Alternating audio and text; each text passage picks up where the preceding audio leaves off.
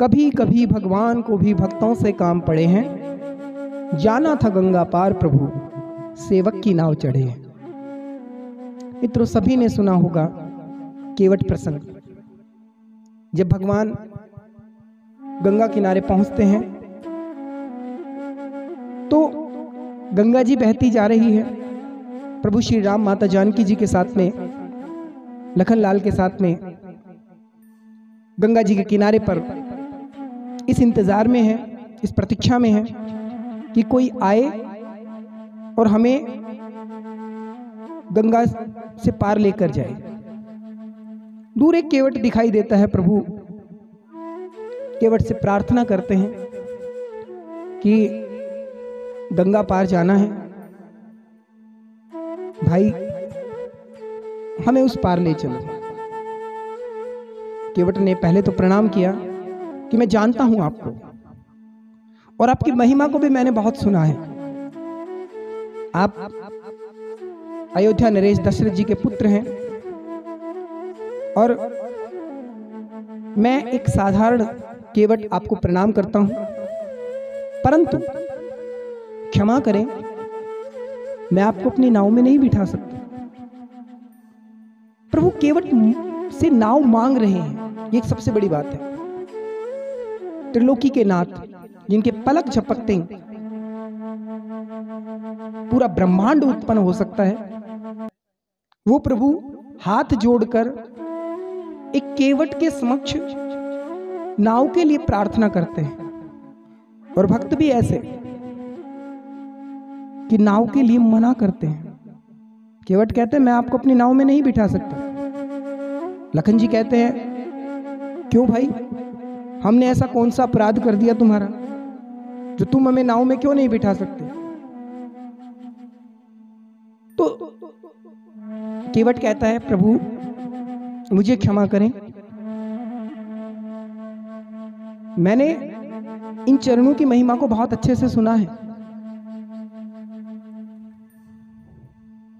जब पत्थर की बन गई नारी, ये तो लकड़ी की नाव हमारी, कि जब पत्थर से नारी बन गई आपके चरण की धूल लगते ही, तो ये तो लकड़ी की नाव है।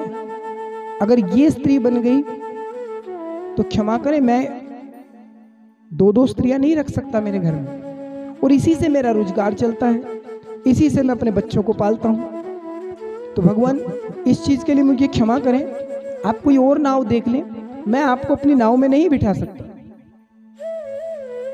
प्रभु कहते हैं कि मैं आश्वासन देता हूं इस बात का कि तुम्हारी नाव स्त्री नहीं बनेगी।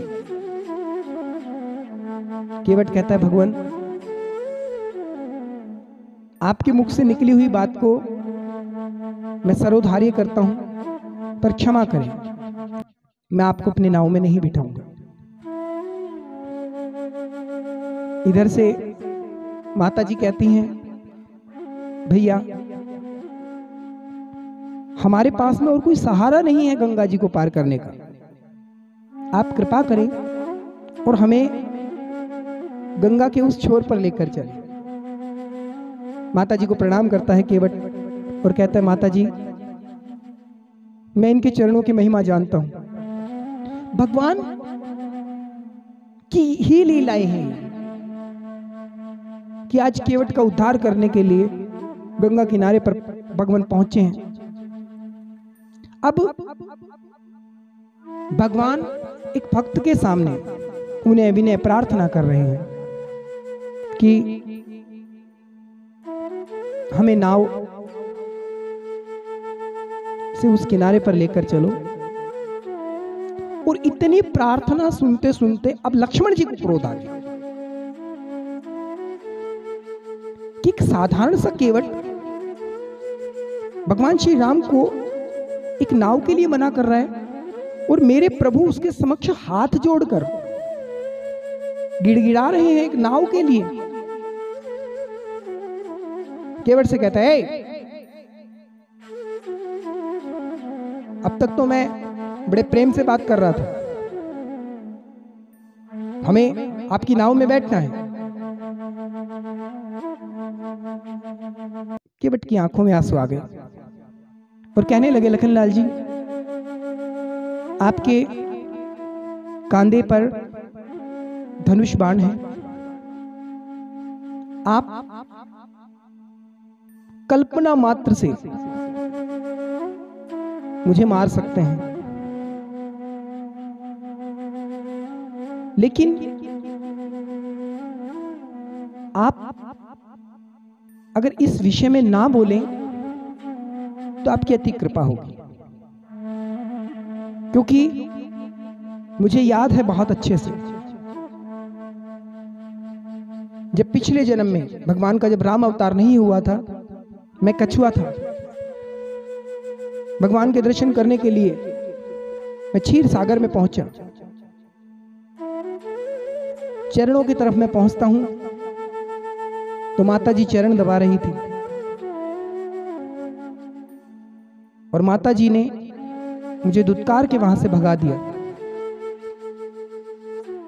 जब सर की तरफ गया तो आपने इतनी तेज फुकार मारी कि मुझे वहां से वापस लौटना पड़ा। पर प्रबल प्रेम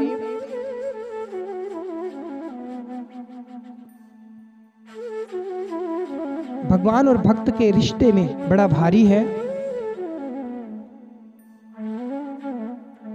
तब तुम्हारी बारी थी, अब हमारी बारी है। तब आपने जो किया बहुत अच्छा किया, लेकिन अब बारी हमारी है भगवान। राम जी मुस्कुराते हैं और केवट से कहते हैं, भैया आप बताओ तो सही कि मुझे क्या करना होगा जो मैं आपकी नाव में बैठ जाऊं। केवट कहता है, भगवान एक उपाय है, मैं आपको चरणों को बहुत रगड़ रगड़ के धोना चाहता हूं, और जब इनकी धूल पूरी तरह से साफ हो जाएगी तो आप नाव में विराजमान हो जाना। आपके चरणों की रज मेरी नाव को लगेगी नहीं और ये स्त्री बनेगी नहीं। राम जी मुस्कुराए और कहने लगे कि ठीक है, आप ऐसा कर लो। केवट जल्दी से दौड़ के गया और एक कठौती लेकर आया। कठौती में गंगा जी का पानी लिया और प्रभु के रगड़ रगड़ के पैर धुला रहे हैं।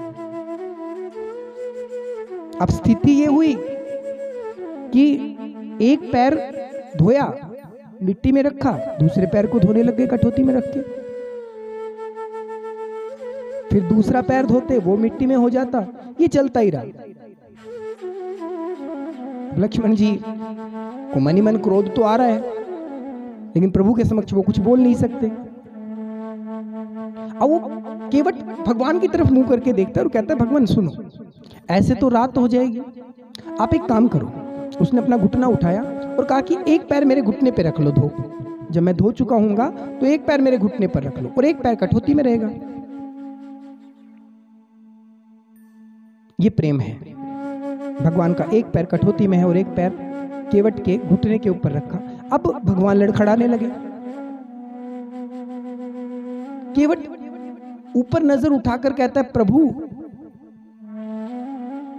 बच्चे नहीं हो आप, इतनी समझ तो होगी कि आप लड़खड़ा रहे हो तो मेरे सर के ऊपर दोनों हाथ रख लो। भगवान ने सर पे दोनों हाथ रखे और मुस्कुरा रहे हैं। केवट कितना बड़भागी है, भगवान के चरण उसके हाथ में हैं और प्रभु के हाथ उसके सर पर हैं।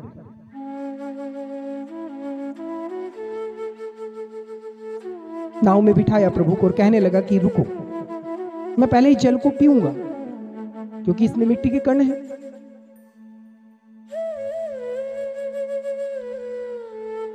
हो सकता है मैं पत्थर का ना बन के मैं कुछ ही और रूप में चला जाऊं।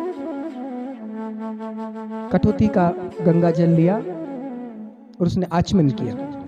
जल्दी से अपनी पत्नी को बुलाकर लाया कि इस जल का आचमन करो। और मित्रों, उसी जल से अपने पितरों को तर्पण किया। ये प्रभु हैं, ये प्रेम है भक्तों का। धीरे धीरे नाव चलाता है। गंगा के उस किनारे पर जब पहुंचे तो प्रभु उतरते हैं और धन्यवाद करते हैं। अब केवट कहता है रुको, सुनो प्रभु,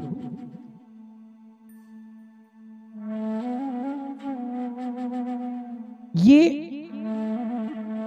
मेरा भाग्य उदय हुआ है जो मैंने आपको गंगा पार किया। भगवान श्री राम कहते हैं कि समय अब उतराई देने का है। एक दूसरे की तरफ देखते हैं, लेकिन उतराई देने के लिए कुछ था नहीं। माता सीता जी ने इशारा किया। भगवान श्री राम जी ने एक अंगूठी पहन रखी थी जिसके ऊपर राम नाम लिखा हुआ था। वो अंगूठी केवट की तरफ करते हैं और कहते कि और तो कुछ हमारे पास है नहीं, ये मुद्रिका है, ये आप ले लो। केवट रोने लगा कि भगवान, माना कि मैंने नाव देने में थोड़ा विलंब किया, पर उसकी इतनी बड़ी सजा तो मत दो कि आप मुझे उतराई दे रहे हो। प्रभु, आज आप मेरे घाट पर आए, मैंने आपको गंगा जी से पार उतार दिया। जब इस जीवन को पूर्ण करके मैं आप तक पहुंचूं तो आप मेरे ऊपर कृपा कर देना। इस भवसागर से पार आप मुझे उतार देना, क्योंकि धोबी से धोबी नहीं लेता, नाई से नाई नहीं लेता। आप ये मजूरी देकर मेरी जात मत बिगाड़िए। आप भी एक नाविक हैं जो सबको भवसागर से पार उतारते, मैं भी एक नाविक हूं जो मैंने आपको यहां से पार उतारा। मित्रों, ये केवट प्रसंग वास्तव में भक्त और भगवान के प्रेम का प्रसंग है। नाव तो देनी ही थी, और साक्षात जब परमपिता परमात्मा हमारे सामने है और वो हमसे कोई याचना करते हैं तो शायद हमसे बड़ा बड़भागी कोई नहीं होगा। पर प्रभु के चरण धोने के लिए ये सारा सांग केवट ने किया। हम उसकी बड़भागिता को प्रणाम करते हैं और भगवान श्री राम जी को भी हम प्रणाम करते हैं जो ऐसे उदार हृदय है कि अपने भक्तों पर सदा सदा कृपा करते हैं। जय श्री राम, जय श्री राम।